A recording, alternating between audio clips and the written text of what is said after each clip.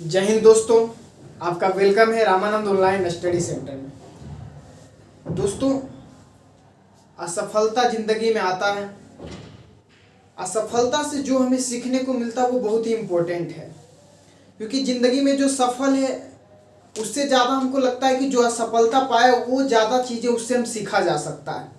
तो इसलिए इंडिया हार गई, दुखी हमें भी है, आप सबको है, लेकिन इससे आहत नहीं होना है, उससे सीखना है। दोस्तों, असफलता से हमें सीख कर आगे बढ़ना है। तो इसमें से दोस्तों हमें सीखने की ज़रूरत है। असफलता एक चुनौती है, इसे स्वीकार करो। क्या कमी रह गई देखो और सुधार करो। जब तक ना सफल हो नींद चैन को त्यागो तुम। संघर्ष का मैदान छोड़कर मत भागो तुम। कुछ किए बिना ही जय जयकार नहीं होती। कोशिश करने वालों की कभी हार नहीं होती। तो दोस्तों, हमें क्या करना है, सफलता से सीखने की ज़रूरत है। क्या कमी रह गया उस चीज़ को सीख कर हमें आगे बढ़ने की ज़रूरत है, ना कि अपने आप को कोसने की ज़रूरत है। ठीक है दोस्तों, समस्याओं का आना केवल पार्ट ऑफ लाइफ है, लेकिन समस्याओं से लड़कर उनकी खोपड़ी में छेद करना आर्ट ऑफ लाइफ है। तो इस चीज़ से हमको सीखने की ज़रूरत है। ठीक है, सफलता आएंगे हम, ये पार्ट ऑफ लाइफ है, ज़िंदगी का हर मोड़ पर आता है, लेकिन इस चीज़ से सीख कर उसके खोपड़ी में छेद करना ये हमारी ज़िंदगी का आर्ट ऑफ लाइफ है। तो इस चीज़ को सीखना पड़ेगा। तो दोस्तों, कोई बात नहीं, ज़िंदगी यही ऐसे चलते रहता है दोस्तों। असफलता से हम सीख कर आगे बढ़ते हैं। तो दोस्तों, आज का हम टॉपिक जो पढ़ रहे थे वो हमारा पॉलीमर्स चैप्टर था। आज जो ये भी इम्पोर्टेंट है दोस्तों, आज हम बात करेंगे बायोडिग्रेडेबल पॉलीमर्स का। ठीक है, तो चलिए स्टार्ट करते हैं इस मज़ेदार सेशन को पूरा। ठीक है दोस्तों, एनर्जी के साथ। तो दोस्तों, आज हम बात करेंगे एग्जाम्पल ऑफ बायोडिग्रेडेबल पॉलीमर्स का। ठीक है, सबसे पहले इसमें हम मोनोमर्स के बारे में जानेंगे और पॉलीमर्स के बारे में जानेंगे। तो जो सबसे पहले हमारे पास आता है दोस्तों वो क्या है, 3 हाइड्रोक्सी ब्यूटानोइक एसिड। सबसे पहले हम इसका स्ट्रक्चर को जानेंगे कि इसका स्ट्रक्चर क्या होता है। तो अगर हम इसके स्ट्रक्चर की बात करें दोस्तों, तो 3 हाइड्रोक्सी ब्यूटानोइक एसिड है। ठीक है, तो यहाँ क्या आ जाएगा दोस्तों, CH2 COOH आ जाएगा। ठीक है दोस्तों, आप यहाँ पर क्या आ जाएगा दोस्तों, OH आ जाएगा। यहाँ पर CH2 के साथ क्या आ जाएगा, मिथाइल आ जाएगा, CH3 आ जाएगा। क्लियर है, ये हमारा क्या हो गया दोस्तों, 3 हाइड्रोक्सो ब्यूटानोइक एसिड हो गया। क्या हो गया दोस्तों, 3 हाइड्रोक्सी ब्यूटानोइक एसिड। क्लियर है, कोई दिक्कत नहीं होना चाहिए। तो ये स्ट्रक्चर किसका है दोस्तों, 3 हाइड्रोक्सी ब्यूटानोइक एसिड का। क्लियर है, 3 हाइड्रोक्सी ब्यूटानोइक एसिड। अब हम बात करते हैं दोस्तों 3 हाइड्रोक्सी ब्यूटानोइक एसिड का क्या फॉर्मूला होगा, पेंटानोइक एसिड। ठीक है, यहाँ पर 3 आ रहा था, यहाँ पर क्या दोस्तों हमारा ब्यूटानोइक एसिड था। ठीक है, यहाँ पर हमारे पास क्या दोस्तों, पेंटानोइक एसिड है। ठीक है, तो यहाँ अगर बात करें दोस्तों, तो इसका जो हमारे पास फॉर्मूला आएगा वो क्या आएगा दोस्तों, OH CH CH2 COH आएगा। ठीक है, आप यहां पर क्या करें, CH की जगह पर आप मिथाइल लगा सकते हैं, तो हम शॉर्ट फॉर्म में इसको ET लिख सकते हैं। ठीक है, ये हमारा किसका हो गया दोस्तों, ये हमारा हो गया 3 हाइड्रोक्सी पेंटानोइक एसिड का क्या हो गया दोस्तों, फॉर्मूला हो गया। ठीक है, 3 hydroxy pentanoic acid, pentanoic acid. ठीक है दोस्तों, अब यहां से हम क्या करेंगे दोस्तों, OH से H को हम बाहर निकालेंगे। ठीक है, यहां पर आपको बात को ध्यान में रखना होगा कि हम OH से क्या करेंगे, H निकालेंगे, और एसिड से हम क्या करेंगे दोस्तों, OH निकालेंगे। ठीक है, तो यहां से हमने क्या किया दोस्तों, OH से H निकाल लिया, और COH से हमने क्या किया दोस्तों, OH निकाल लिया। क्लियर है, अब यहां से भी हम क्या करेंगे दोस्तों, OH से H निकाल लेंगे। ठीक है, और यहां पर हमारे पास क्या है, COH है, तो यहां से क्या करेंगे, OH को बाहर निकाल लेंगे। क्लियर है, कोई दिक्कत नहीं होना चाहिए।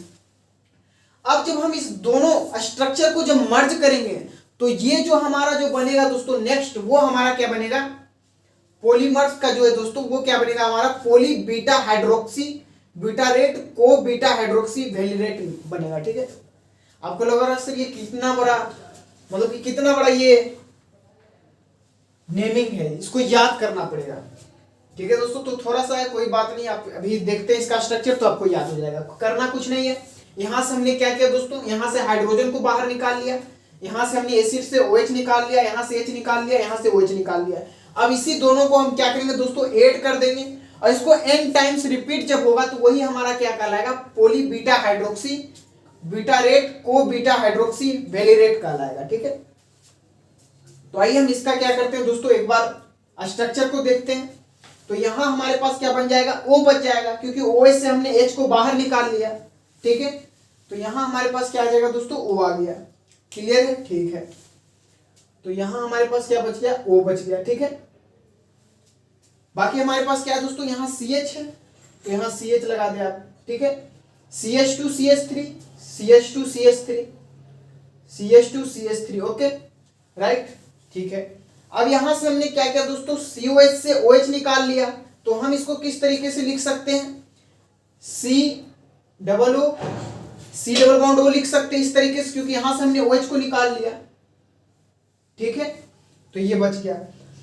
क्लियर है दोस्तों। अब यहां पर से हमने क्या किया, हाइड्रोजन को बाहर निकाला, तो O क्या हुआ दोस्तों, इसके साथ बॉन्ड बना ले, बात समझ में आ रहा। तो यहां ये क्या कहेगा दोस्तों, O बॉन्ड बन गया। ठीक है, CH है, CH लगा दे आप। यहां पर हमारे पास क्या है दोस्तों, मिथाइल है, मिथाइल लगा दे। CH2 है, CH2 लगा दे। ठीक है, यहां से हमने क्या किया, COH से OH को बाहर निकाल लिया। ठीक है, तो यहां पर हमारे पास क्या बच गया, C डबल बॉन्ड O बच गया। तो यहां पर हमारे पास क्या आ जाएगा दोस्तों, C डबल बॉन्ड O बच गया। ठीक है, अब इसी स्ट्रक्चर को अगर हम n टाइम्स जब रिपीट करेंगे तो ये हमारा क्या कहलाता है, पोली बीटा हाइड्रोक्सी। ठीक है, पोली का मतलब क्या होता है दोस्तों, बहुत सारा। ठीक है, मतलब बहुत सारे स्ट्रक्चर जो है मिलकर क्या बना रहे हैं, पोली स्ट्रक्चर बन रहा है। ठीक है, तो ये हमारा क्या होगा दोस्तों, पोली बीटा हाइड्रोक्सी बीटारेट को बीटा हाइड्रोक्सी वेलिरेट का फॉर्मूला हो गया। क्लियर है, कोई दिक्कत नहीं होना चाहिए, आप इसे नोट डाउन कर ले। ठीक है, कोई दोस्तों अब हम बात करते हैं सेकेंड स्ट्रक्चर की। ठीक है, ये हमारा जो सेकेंड स्ट्रक्चर वो भी क्या है दोस्तों, बायोडिग्रेडेबल पॉलीमर्स का ही है। यहाँ पर हमसे क्या पूछा जा रहा है कि ग्लाइसिन का स्ट्रक्चर क्या होगा। ठीक है, ग्लाइसिन है प्लस एमिनो कैप्रिक एसिड है। ठीक है, तो सबसे पहले हम देखेंगे दोस्तों कि ग्लाइसिन का स्ट्रक्चर क्या होता है। ठीक है, तो आप यहाँ पर जो ग्लाइसिन का स्ट्रक्चर होता है वो क्या होता है दोस्तों, यहाँ पर हमारे पास 2 कार्बन होते हैं। ठीक है, इसमें जैसे कि हमारे पास CH2 होता है, COH होता है, ठीक है, NH2 होता है। क्लियर है, NH2 CH2 COH। ठीक है दोस्तों, अब हमारे पास क्या है, एमिनो कैप्रिक एसिड है। तो एमिनो कैप्रिक एसिड में क्या होता है दोस्तों, हमारे पास 5 कार्बन आ जाता है, CH2 आ जाता है। ठीक है, तो यहां पर ये क्या हो जाता है दोस्तों, एमिनो कैप्रिक एसिड हो जाता है। ठीक है, तो यहां पर हमारे पास क्या आ जाएगा दोस्तों, NH2 आ जाएगा। ठीक है, CH2 आ जाएगा प्लस COH आ जाएगा। ठीक है, यही स्ट्रक्चर होता है। ओके, अब हम यहां से क्या करेंगे दोस्तों, NH2 से हम H को निकालेंगे और COH से हम क्या करेंगे, OH को बाहर निकालेंगे। ठीक है, यहां पर भी हमारे पास CH2 है, सॉरी यहां पर NH2 है, यहां पर भी NH2 है। यहां से हमने क्या किया, हाइड्रोजन को बाहर निकाल लिया। जो हमारे पास एसिड है उससे हमने क्या किया दोस्तों, OH को बाहर निकाल लिया। यहां से हमने OH को बाहर निकाल लिया, यहां से हमने H को बाहर निकाल लिया, यहां से हमने क्या किया दोस्तों, OH को बाहर निकाल लिया। अब जब हम इसको रिलीज करेंगे यहां से, उसके बाद जो हमारी स्ट्रक्चर होगी वो क्या होगा, नाइलॉन 2,6 का स्ट्रक्चर होगा। बात समझ में आ रहा। यहां से जो हमने हाइड्रोजन को OH ग्रुप को बाहर निकाला एसिड से, अब जब स्ट्रक्चर को मर्ज करेंगे n टाइम्स, जब यही स्ट्रक्चर रिपीट होगा तो हमारा क्या बन जाएगा दोस्तों, नाइलॉन 2,6 बन जाएगा। ठीक है, तो अब हम बात करते हैं कि यहाँ नाइलॉन 2,6 का स्ट्रक्चर क्या होगा। तो यहाँ पर जो नाइलॉन 2, यहाँ से हमने क्या किया दोस्तों, एक हाइड्रोजन को बाहर निकाल लिया, तो हमारे पास क्या बच गया, NH बच गया। ठीक है, तो यहाँ हमारे पास क्या आ जाएगा, NH आ जाएगा। ठीक है, CH2 है, CH2 आप कर ले। यहाँ पर क्या है दोस्तों, COH है। ठीक है, COH आ जाएगा, कोई दिक्कत नहीं, कोई प्रॉब्लम नहीं। ठीक है, फिर हमने क्या किया, NH2 से H को बाहर निकाला, तो यहाँ क्या बच जाएगा, NH बच जाएगा। ठीक है, तो आप यहाँ NH लगा दें। क्लियर है, यहाँ पर CH2 है, कोई दिक्कत नहीं, CH2 लगा दें। ठीक है, यहाँ पर से हमने क्या किया, COH है, यहाँ से हमने OH को बाहर निकाला। ठीक है, सॉरी, यहाँ पर से हमने क्या किया दोस्तों, COH था, तो यहाँ से हमने क्या किया, OH को बाहर निकाला, तो यहाँ हमारे पास क्या आ जाएगा, CO आ जाएगा। ठीक है, तो यहाँ हमारे पास क्या आ जाएगा, CO आ गया। ठीक है, हमने यहाँ से NH को बाहर, H को बाहर निकाला तो क्या बच गया, NH बच गया। यहाँ CH2 था, यहाँ COH है, यहाँ से हमने क्या किया, OH को रिलीज कर दिया। ठीक है, बाहर निकाल लिया एसिड से, तो हमारे पास क्या बन जाएगा, CO बन गया। ठीक है, अब यही स्ट्रक्चर हमारे पास क्या होता है दोस्तों, n टाइम्स रिपीट होता है। ठीक है, जब यही स्ट्रक्चर हमारा n टाइम्स रिपीट होगा तो हम इसको क्या कर सकते हैं, नाइलॉन 2,6 का स्ट्रक्चर है। ठीक है दोस्तों, नाइलॉन 2,6, क्लियर है दोस्तों। अब यहां पर एक टर्म आ रहा है दोस्तों, इसको भी आपको याद रखना है कि ये हमारा जो DDT होता है वो क्या होता है दोस्तों, नॉन बायोडिग्रेडेबल पॉलीमर होता है। It is not biodegradable, that is non biodegradable, right. तो ये हमारा क्या होता है दोस्तों, बायोडिग्रेडेबल नहीं होता है, नॉन बायोडिग्रेडेबल होता है, क्या, DDT होता है। अब इसका पूरा नाम बताएं तो डाइक्लोरो डाइफिनाइल ट्राइक्लोरोइथेन होता है। ठीक है, क्या होता है, dichlorodiphenyltrichloroethane is non biodegradable polymer, right. तो आप इसे नोट डाउन कर सकते हैं।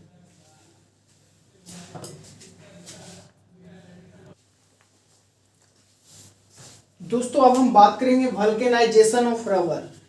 रबर वल्केनाइजेशन क्यों करते हैं। सबसे पहले आपको क्वेश्चन आना चाहिए कि व्हाई वल्केनाइजेशन। जब आप इस क्वेश्चन को व्हाई कीजिएगा तो आपको क्या मिलेगा, इसका आंसर जवाब मिलेगा। ठीक है, तो दोस्तों हम वल्केनाइजेशन करते क्यों हैं, ये इंपॉर्टेंट चीज है। जब हम वल्केनाइजेशन करते हैं तो हम इसमें क्या करते हैं, सल्फर के लिंकेज करते हैं। क्या करते हैं, सल्फर के लिंकेज होता है। ठीक है, वल्केनाइजेशन में हमारा क्या होता है, सल्फर लिंकेज होता है, सल्फर लिंकेज, राइट। अब हम बात करते हैं कि वाई वल्केनाइजेशन, वल्केनाइजेशन करना क्यों जरूरी है। ठीक है, क्योंकि नेचुरल रबर जो होता है दोस्तों वो क्या होता है, natural rubber become soft at high temperature. ठीक है, जब हमारा टेम्परेचर क्या होता है दोस्तों 235 से क्या होता है, लेस होता है। ठीक है, क्लियर है। And brittle at low temperature, जब हमारा क्या होगा दोस्तों 335 केल्विन से अगर अधिक हो, 233 केल्विन से कम हो, तो हमारा क्या होता है, जो ब्रिटल का मतलब क्या होता है दोस्तों, हार्ड हो जाता है। जो हमारा नेचुरल रबर है वो क्या होता है दोस्तों, हार्ड हो जाता है। ठीक है, क्लियर है। तो इसलिए हमें क्या करना पड़ता है, वल्केनाइजेशन करवाना पड़ता है। Solve how water absorption capacity. ठीक है, यहां पर क्या होता है दोस्तों, वाटर के एब्जॉर्प्शन कैपेसिटी बढ़ जाता है। It is soluble in non polar solvents and it is non resistant to attack by oxidising agents. ठीक है, इसका कहने का मतलब ये है दोस्तों कि जब हम ऑक्सीडाइजिंग एजेंट्स इसका अटैक करवाते हैं तो नेचुरल रबर क्या होता है दोस्तों, ठीक से ऑक्सीडाइजिंग एजेंट बना। ठीक है, इस तरीके से। अब हम ये बात तो ठीक है, लेकिन अब हमें इसे इंप्रूव करने के लिए हमें क्या करना पड़ेगा, तो इसी को इंप्रूव करने के लिए हम क्या करते हैं दोस्तों, वल्केनाइजेशन के प्रॉपर्टी को लाते हैं। ठीक है, तो हमको क्या करना पड़ता है, वल्केनाइजेशन ऑफ रबर करना पड़ता है। ठीक है, this process consist of heating a mixture of raw rubber. ठीक है दोस्तों, रो रबर का मतलब ये है दोस्तों कि हमारा जो नेचुरल रबर है। ठीक है, यहाँ रो का मतलब क्या है दोस्तों, natural rubber with sulphur and on appropriate reactive at temperature range between 373 kelvin to 453। ठीक है, 415 केल्विन।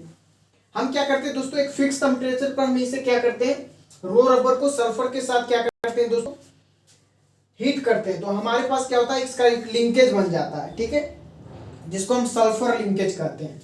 ठीक है दोस्तों, on vulcanisation sulphur forms cross links at the relative sides of double bonds and thus the rubber gets shifted. ठीक है, स्टिफनेड हो जाता है। तो हम यहाँ पर क्या होता है दोस्तों, जो हमारा क्रॉस लिंकेज करते हैं तो इसका डबल बॉन्ड जो होता है, क्रॉस लिंकेज अभी जब हम आपको करके दिखाएंगे इसका स्ट्रक्चर तब आपको समझ में आएगा। ठीक है,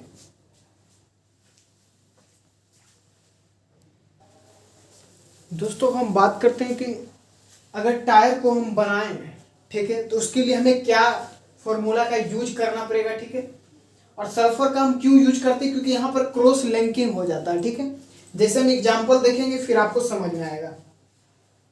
जैसे दोस्तों हमारे पास नेचुरल रबर का स्ट्रक्चर क्या होता है, तो यहाँ पर हम नेचुरल रबर का स्ट्रक्चर CH2, ठीक है दोस्तों, CH3 होता है, डबल बॉन्ड CH2। ठीक है दोस्तों, यही क्या होता है दोस्तों, हमारा एन टाइप स्ट्रक्चर रिपीट होते रहता है। ठीक है, इसी को जब हम डबल बार n टाइम्स लिखेंगे, ठीक है दोस्तों, CH3 double bond CH CH2 whole N। Clear है दोस्तों। अब यहां पर से क्या करेंगे दोस्तों, यहां से एक बॉन्ड को क्या करेंगे, खसका के यहां पर सल्फर का यूज करेंगे। ठीक है, सल्फर का लिंकेज कर देंगे। अब फिर जो हमारा स्ट्रक्चर बनेगा वही क्या होगा दोस्तों, टायर का क्रॉस लिंकिंग एजेंट बन जाएगा। ठीक है, जैसे यहाँ कुछ करना है दोस्तों, जैसे कि आप ये स्ट्रक्चर देख सकते हैं, यहाँ पर हमारे पास क्या है, CH2 है, C है, CH3 है, राइट। यहाँ पर हमारे पास डबल बॉन्ड था, ये क्या हो जाएगा दोस्तों, कन्वर्ट हो जाएगा सिंगल बॉन्ड में। ठीक है, यहाँ इसको सिंगल बॉन्ड में ला दीजिए, यहाँ CH आ गया, CH2, और यही स्ट्रक्चर हमारा क्या होगा, n टाइम्स रिपीट होते जाएगा। इस स्ट्रक्चर को आप n टाइम्स रिपीट कर सकते हैं। ठीक है, उसके बाद एक स्ट्रक्चर सेम, ठीक है दोस्तों, इसी को हम लिखेंगे CH2 CH3 है। ठीक है दोस्तों, इसको नीचे लिख लें आप। ठीक है, यहाँ हमारे पास क्या है दोस्तों, CH3 है। ठीक है, यहाँ क्या है दोस्तों, हमारे पास CH है, CH2 है। ठीक है, ये n टाइम्स रिपीट हो रहा है। अब यहाँ पर क्या था, तो डबल बॉन्ड था, आप यहाँ पर क्या करेंगे, सल्फर का लिंकेज कर देंगे। ठीक है, इसको आप मिथाइल को ऊपर लिख लें। यहाँ हमारे पास क्या है, CH3 है। ठीक है,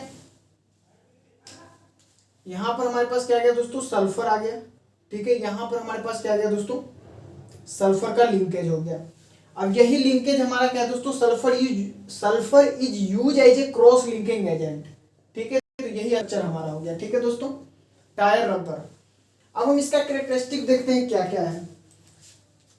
रेसिस्टेंट एग्नेस्ट ऑक्सीडाइजिंग एजेंट, वहां हमारे पास क्या हो रहा था दोस्तों, जब हम इसको ला रहे थे वो हार्ड हो रहा था, यहाँ पर क्या हो गया दोस्तों, उसके अपोजिट हो जाएगा ऑक्सीडाइजिंग एजेंट के। ठीक है, वाटर होल्डिंग कैपेसिटी डिक्रीज हो जाएगा, स्टेबिलिटी इंक्रीज कर जाएगा, हार्डनेस इंक्रीज कर जाएगा, और सॉफ्टनेस क्या होगा दोस्तों, इसका डिक्रीज कर जाएगा। ठीक है, अब हम बात करेंगे दोस्तों पॉलीथीन का टाइप। ठीक है, आप पहले से नोट डाउन कर लें।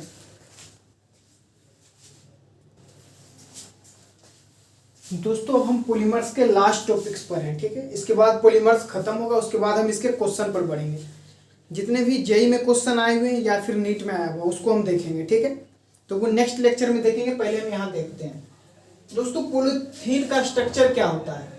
ठीक है, तो ये क्या होता है दोस्तों, हमारा इथीन के यूनिट से हमारा क्या बनता है, पॉलीथीन बनता है। ठीक है, तो इसका जो फॉर्मूला होता है वो क्या होता है दोस्तों, NH2 होता है, NCH2 डबल बॉन्ड CH2 होता है। ठीक है, क्लियर है। जब यही स्ट्रक्चर हमारे पास क्या होता है दोस्तों, यहाँ जब इसको करेंगे तो यहाँ CH2 आ जाता है। ठीक है, CH2, यही स्ट्रक्चर क्या होता है दोस्तों, हमारा n टाइम्स जब रिपीट होता है तो हम इसको क्या कहते हैं, पॉलीथीन कहते हैं। क्लियर, ये हम बात करें लो डेंसिटी पॉलीथीन का। क्लियर, सबसे पहला बात अगर हम जाने तो form by polymerisation of ethene, ये कैसे बनता है दोस्तों, पॉलीथीन इथीन का स्ट्रक्चर है। ठीक है, इथीन के यूनिट से मिलकर हमारा पॉलीथीन बनता है।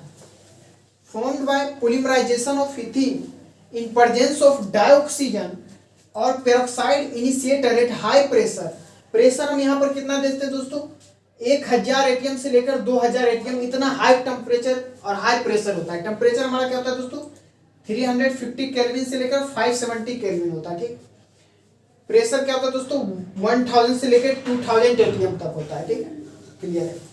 ये form by free radical addition से हमारा ये क्या बनता है दोस्तों, पॉलीथीन बनता है।